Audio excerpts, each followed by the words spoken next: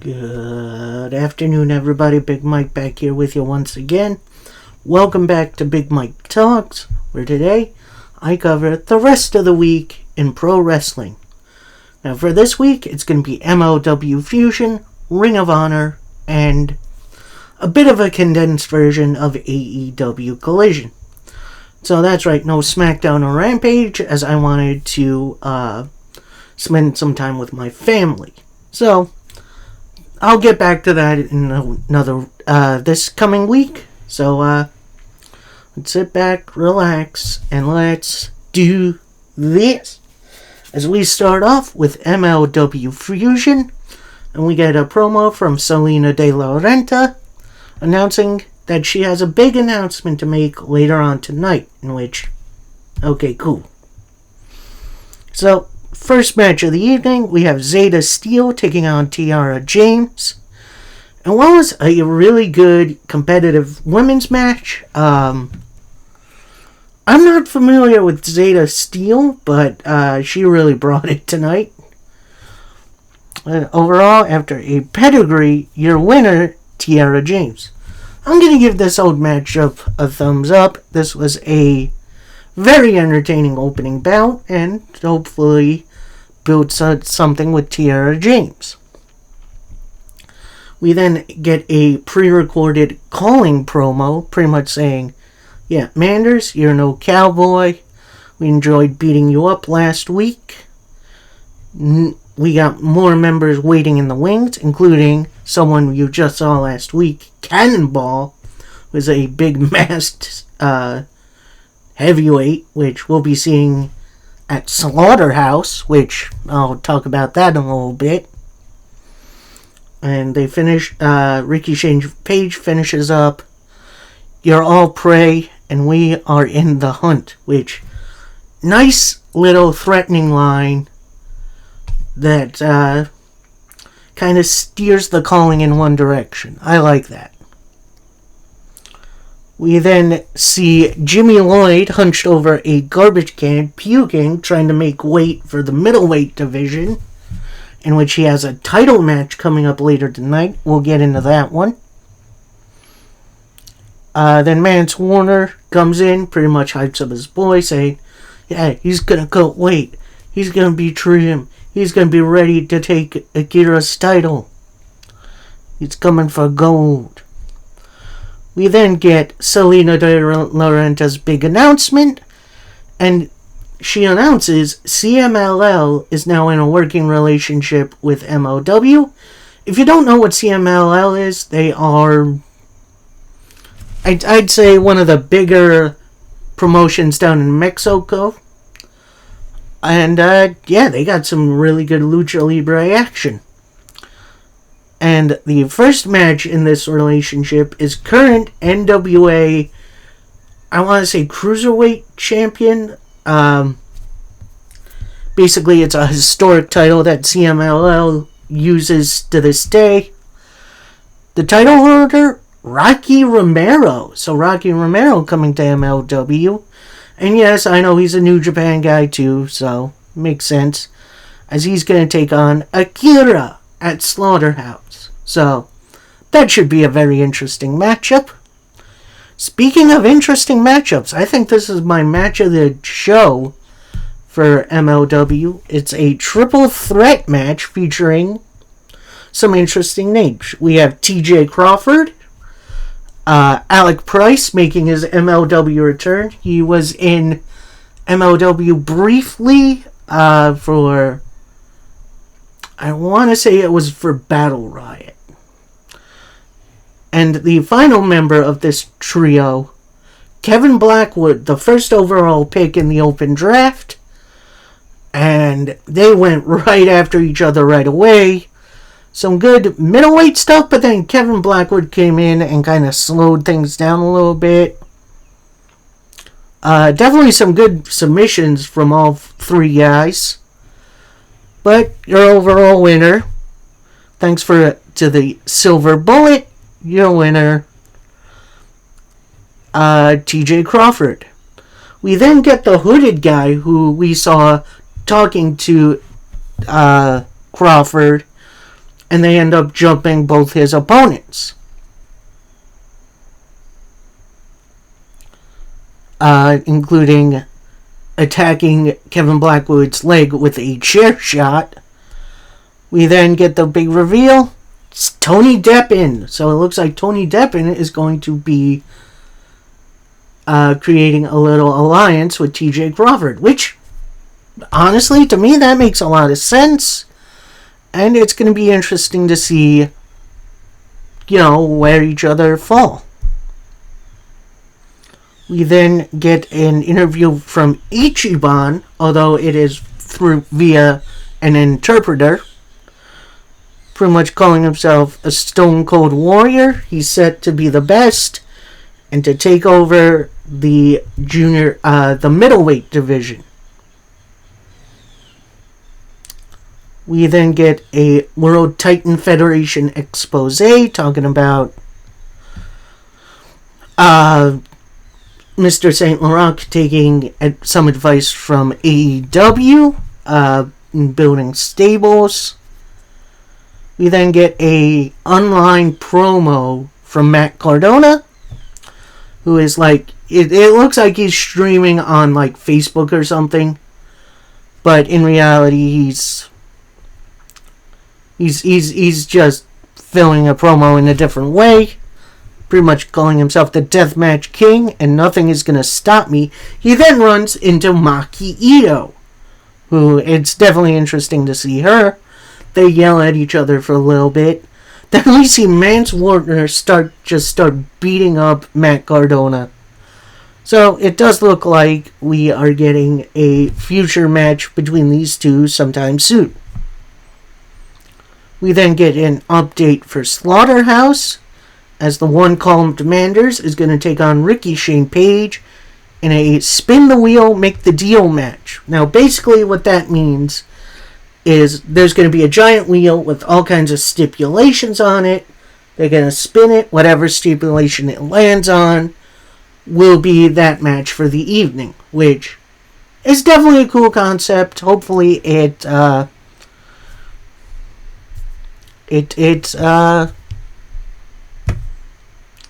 shows up on TV well. We then get the Chamber of Horrors match team announced as Cannonball, along with one of the Calling's masked minions, are going to take on Mance Warner and Matthew Justice. I'm not sure what the Chamber of Horrors is going to contest in. I think it's like a steel cage match with weapons. So that could be interesting. And then we would get a rundown on previously announced matches, including the women's featherweight title match between Domi Exo and Becca. Although I have seen a small update on this online. Becca pulled out, and now she's facing, Domi is facing a mystery woman, in which we'll see who it is. And then Jacob Fatu versus Minoru Suzuki, in which I am very excited for this one. And now we got our main event of the evening, a street fight for the middleweight championship, as Jimmy Lloyd takes on Akira. And they go right after each other right off the bat, including, Akira tossing Lloyd into a ladder set up in the corner. They bring up a pizza pie sheet and they start destroying each other. At one point, Akira gets a knife and just starts poking it around Jimmy Lloyd's mouth, in which that terrifies me. I think that's one of my phobias. But, I think that might be everyone's phobias. Then Jimmy Lloyd brings out the thumbtacks. They slam each other into them. Then Ricky Shane Page comes out, distracts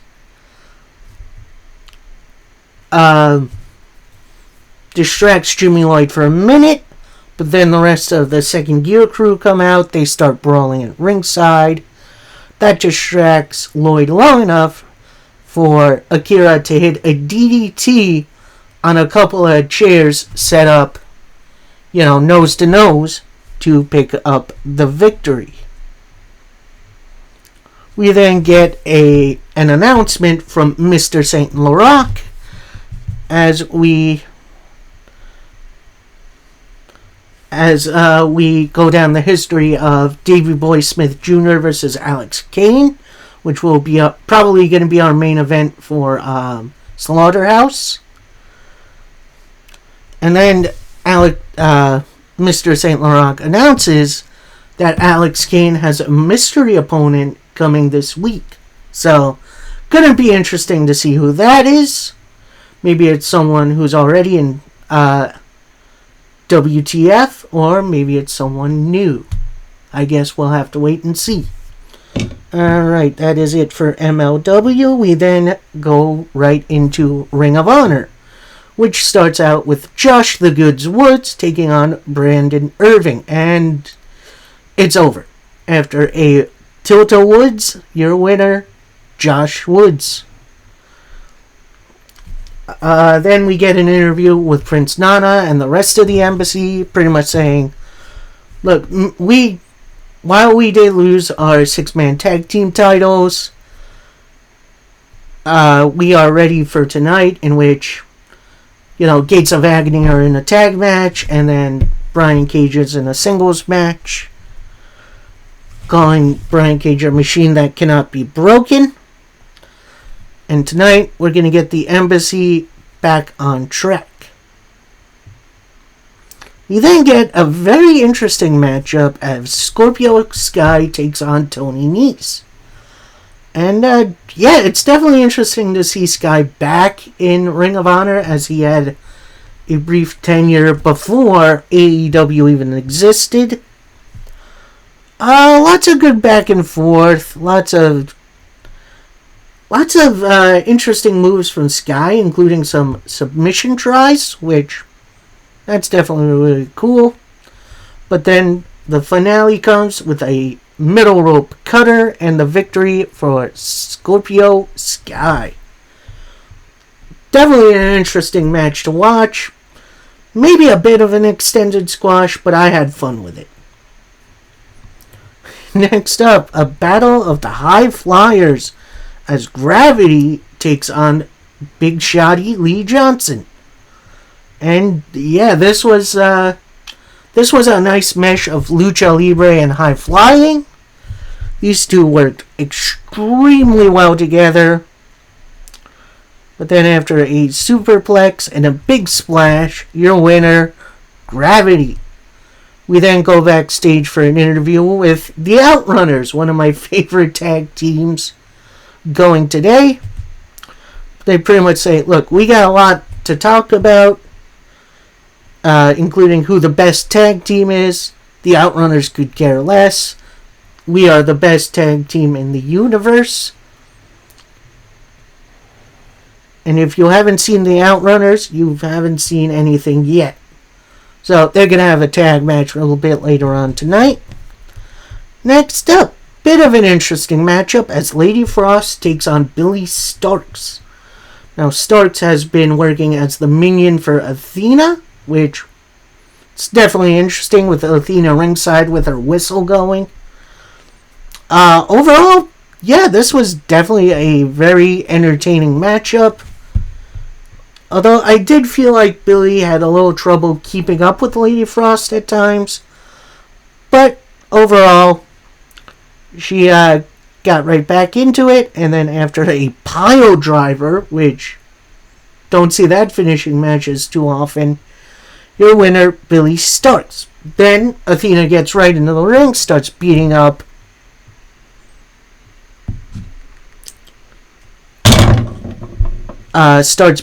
Frost, and she's trying to get Billy Starks to join in. She's hesitant. You can tell she really doesn't want to. End of the day, before Athena can slam Lady Frost's face into the title, Billy Starks moves it. And then Athena gets right into her face and pretty much says, look, I trained you to be a minion, Obviously, this isn't taking. Is this what you really want? Do you really want my title? And then Billy just gets out of the ring and walks off. We then get an interview from Allison Kay, who pretty much says, I'm a woman who loves talking trash. I'm not delusional though. I know I've been on a losing streak. However, win, lose, or draw, AK don't play. Now we go right into a tag team match player as the Outrunners take on Darius Martin and Action Andretti. This match was an interesting clash of styles. We had the high flying of Martin and Andretti. While the Outrunners weren't ground and pound, they were definitely cheaters, we'll say, trying to take every shortcut to win. But after a dual spine buster, your winners, Darius Martin and Action Andretti. We then go right into an interview with Griff Garrison. And before he could say anything to the interviewer, in comes Maria Kanellis and whatever that other kid's name is. With Griff coming out, look, you cost me that victory last week. While I'm 100% this week, I want this to work. So, let's do things tonight the right way. So, nice little rah-rah speech from Griff. We'll see if that rolls around. Next up, we have Lonnie Luck taking on Layla Hirsch. And after a big old arm breaker, your winner, Layla Hirsch. And of course, out on the ramp, you have Maria Kanellis, still trying to recruit Layla Hirsch. We then get a backstage interview from Diamante and Mercedes Martinez. Then she puts down Allison Kay. Aren't you tired of losing? Well, tonight it's going to be no different. So, yeah, definitely going to be an interesting match between Martinez and Kay tonight. We then get Jimmy Jacobs making his first in-ring appearance in a while. I want to say at least 10 years, maybe. As he takes on Shane Taylor. And honestly, this was a nice little back and forth match. Jimmy definitely looks like he hasn't lost a step. But then after Jimmy tries to go for the cutter, that gets blocked. Big old welcome to the land, and your winner, Shane Taylor. We then go into what looks like an interview for Maria Kanellis, immediately interrupted by Layla Hirsch, who pretty much saying, look, I've seen you try to recruit me all this time. Instead of focusing on me, why don't you focus on your boys? Because things get messy when you get involved. I have been 11-0 in ROH since I came back. And while you promised me you'd get me more competitive matches, including one with the champion, well, next week I got that match. Next week it's going to be me versus Athena with the title on the line. So definitely a nice little setup for that match, and I think this turns next week into a pretty much see. We then get a trios match between Dalton Castle and his boys taking on Ren Jones, Trent Tormenta, and Xavier Walker. Pretty much extended squash match. Not super interesting match, but it does get Dalton Castle and his boys over, including finishing with a bangerang and then a knee drop to kind of put the exclamation mark on it for Dalton Castle and the boys to pick up the victory. Next match up, we got a tag team match player as Cole Carter and Griff Garrison take on the Infantry. That's Charlie Bravo and Sean Dean. And this was definitely a very competitive match. Although throughout the match, Carter and Maria were trying to cheat on behalf of the team. But Garrison is like, no, let's not do it this way. Let's do it the right way. I'm not cheating. Then, as Trish Adora is going after Mercedes, that distracts Dean long enough for Carter to roll him up and pick up the victory for his team.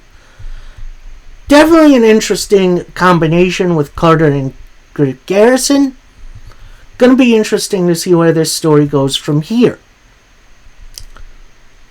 Then we get an interview from All Ego Ethan Page, in which he says, look, I've been on a hot streak lately. Since I've came to Ring of Honor, I feel rejuvenated. I feel like more like my old self. And if I get my win tonight, that's my third in a row, and that's a winning streak. I have big plans for Ring of Honor, and we'll see what. And at that moment, Rohit Raju interrupts, pretty much saying, look, the door was open, so I came right on in. I made myself on my own, so please piss off. And I'm going to kick your ass as soon as I possibly can. So, Ethan Page versus Rohit Raju coming up a little later. We then go right into Allison Kay taking on Mercedes Martinez. And overall, it was a bit more of a squash match than I thought it would be. I thought Kay would try to keep it competitive. Although it was a little competitive, it was more or less an extended squash. Then after a suplex, your winner, Mercedes Martinez. We then get an interview from Billy Starks. She pretty much says, look, I'm so happy I can finally do this on my own. I felt a little bogged down since teaming with Athena. This brings Athena into the picture, who pretty much says, look, you have something to say. Why don't you say it for yourself? Tonight wasn't just about you winning your match. It was about taking out as much competition as possible. And next week, I'm going to give you a first-hand example with my match against Allison Kay. So, going to be interesting to see how this match story plays out. Next up, we had a bit of a hoss fight tag team match on our hands as the Iron Savages, that's Beefcake Boulder and Buff Bronson, I think that's their names, take on the Gates of Agony, that's Big Bishop Khan and Toa Leona. And this was pretty much a hoss fight from the get-go, including clashes between Boulder and Toa. But Gates of Agony were a bit too much for the big boys. And after an Open the Gates, your winners, the Gates of Agony. We then go right into the singles match between Ethan Page and Rohit Raju. And, this was an interestingly competitive match, although not super long, which is fine. Near the end, Ethan Page goes for the Eagle's Edge, but Rohit gets out of it and eats all kinds of big moves, including the big old cutter from the middle rope for Ethan Page to pick up the victory. And now, our main event of the evening, as the Machine Brian Cage takes on Metalik. And honestly, another big old clash of styles. You have the power and the finesse from Brian Cage, and the speed and lucha libre style of Metalik, clashing really, really well.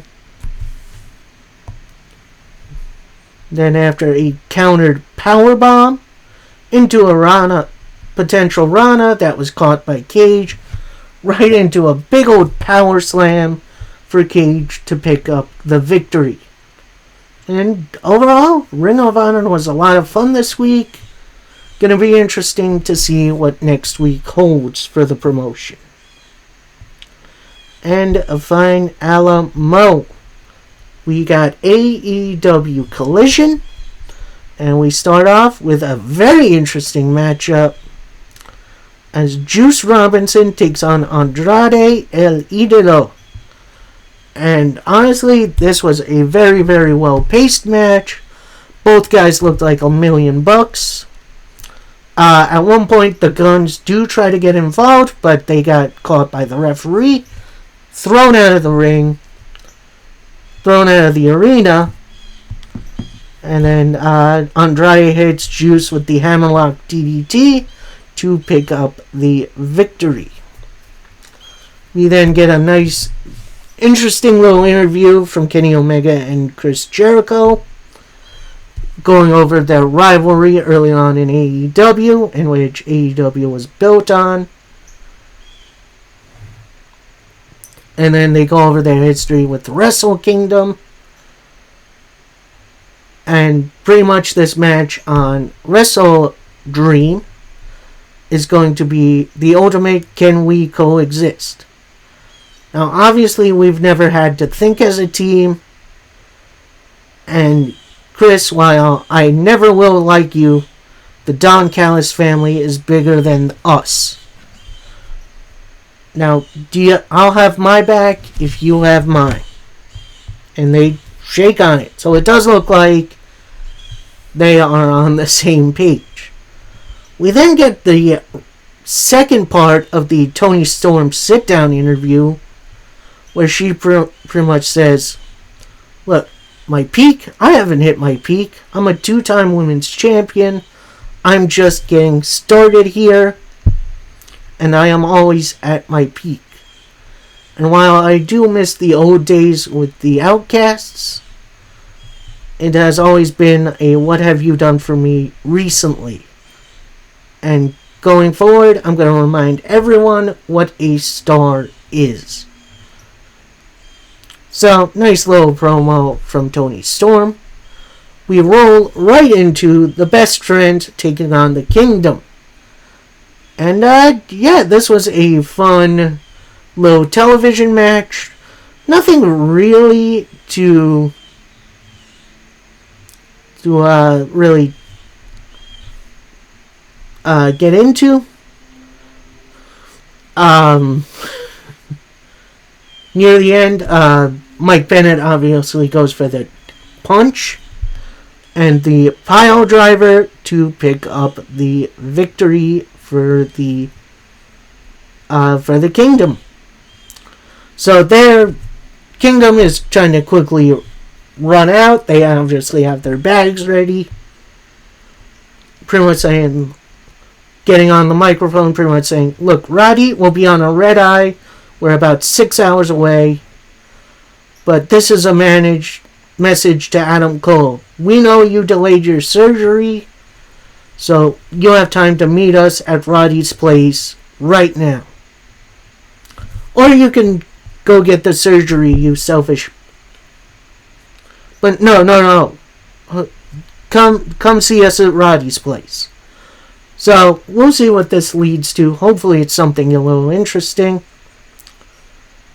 We then get an interview from Don Callis and Prince Nana, who are backstage talking to one another at first. Don Callis sees the interviewer and the camera and just walks off. And then Nana pretty much says, look, once the Gates of Agony take care of Jericho and Omega tonight, we'll be in the money. Which, I love Prince Nana. He's a national treasure. We then get Julia Hart versus Vert Vixen. A surprisingly competitive match, but overall, Julia Hart won with a moonsault. Julia then gets on the microphone, pretty much says, look, I cannot wait until tomorrow for Wrestle Dream for our match. I want you out here now, Statlander. Statlander then comes out. She has the best friends in Orange Cassidy by her side. They all get in the ring, have a little stare down. Then Julia Hart's like, yeah, Brody, you can go. Dismissing Brody King and the best friends to at least ringside. And then, they just start with an all-out brawl. Each woman has an advantage for a little bit. But then, as Statlander is going to hit her finish, Julia Hart begs off, runs out of the ring. Statlander then gets on the mic, pretty much says, oh yeah, tonight you're running. That's fine, because tomorrow you have to deal with me. The clock is ticking, and tomorrow your time is up. Definitely not a